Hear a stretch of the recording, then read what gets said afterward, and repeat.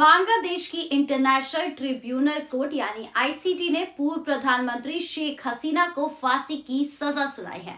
Court ने हसीना को जुलाई विद्रोह का दोषी माना है। जुलाई 2024 में बांग्लादेश के छात्रों ने ढाका में शेख हसीना के खिलाफ विद्रोह किया था और इस विद्रोह को दबाने के लिए पुलिस ने गोलीबारी की थी। गोलीबारी की इस घटना में 1400 लोगों की मौत हो गई थी। शेख हसीना को फांसी की सजा तक पहुंचाने में उनके ही दो करीबी लोगों की अहम भूमिका है। कहा जा रहा है कि अगर ये दो करीबी बांग्लादेश में नहीं होते तो शेख हसीना के खिलाफ सबूत इकट्ठा करने में अभियोजक पक्ष के पसीने छूट जाते। वकार उल जमान वर्तमान में बांग्लादेश के सेना प्रमुख है। शेख हसीना के रिश्तेदार भी माने जाते। जून 2024 में इन्हें बांग्लादेश का सेना प्रमुख नियुक्त किया गया था, लेकिन इन्होंने ही हसीना के साथ गद्दारी कर दी थी। बांग्लादेश के पूर्व गृह मंत्री के मुताबिक वकार उल जमान अमेरिका से मिल गए थे। इन्हीं के इशारों पर उपद्रवियों को कंट्रोल नहीं किया गया। जब बात हाथ से निकल गई तब जाकर वकार ने शेख हसीना को सूचित किया।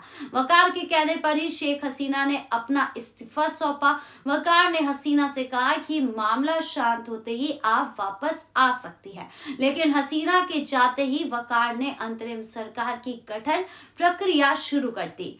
दूसरा, अल मामून बांग्लादेश के पूर्व पुलिस महानिरीक्षक पद पर रहे हैं। जुलाई विद्रोह के आरोप में शेख हसीना के साथ इनका भी नाम था, लेकिन ट्रायल के दौरान मामून सरकारी गवाह बन गए। मामून ने पूरे मामले में उच्च स्तरीय गवाही दी। मामून ने कोर्ट के सामने उन बातों का जिक्र किया जो सिर्फ बांग्लादेश में चर्चा का विषय था। मामून ने जैसे ही सरकारी गवाही की बात कही, वैसे ही बांग्लादेश में एक ऑडियो वायरल हुआ। इस ऑडियो में शेख हसीना पुलिस प्रमुख से विद्रोही पर गोली चलाने के लिए कह रही थी। अल मालूम को सरकारी गवाह बनने का फायदा मिला है।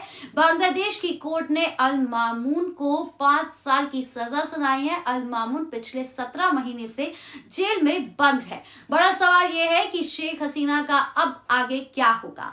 बांग्लादेश की सरकार इंटरपोल के जरिए शेख हसीना का वारंट निकलवाएगी। इसके बाद इस वारंट को भारत की सरकार को सौंपेगी। इसके बाद भारत पर निर्भर करेगा कि शेख हसीना को लेकर क्या फैसला लेना है। हालांकि बांग्लादेश में 6 महीने बाद आम चुनाव होने हैं। वहां की सबसे बड़ी पार्टी बीएनपी शेख हसीना के मामले में नरमी बरतने की बात कह रही है। बीएनपी के महासचिव मिर्जा फखरुल का कहना है कि हम बदले की राजनीति नहीं करेंगे। शेख हसीना के मुकदमों को सरकार के आने पर वापस लेंगे। हालांकि किस तरह के मुकदमे को वापस लिया जाएगा, इसकी स्पष्टता बीएनपी ने अभी नहीं करी है। आपकी इस पूरे मामले को लेकर क्या राय है, कमेंट बॉक्स में जरूर बताएं। धन्यवाद।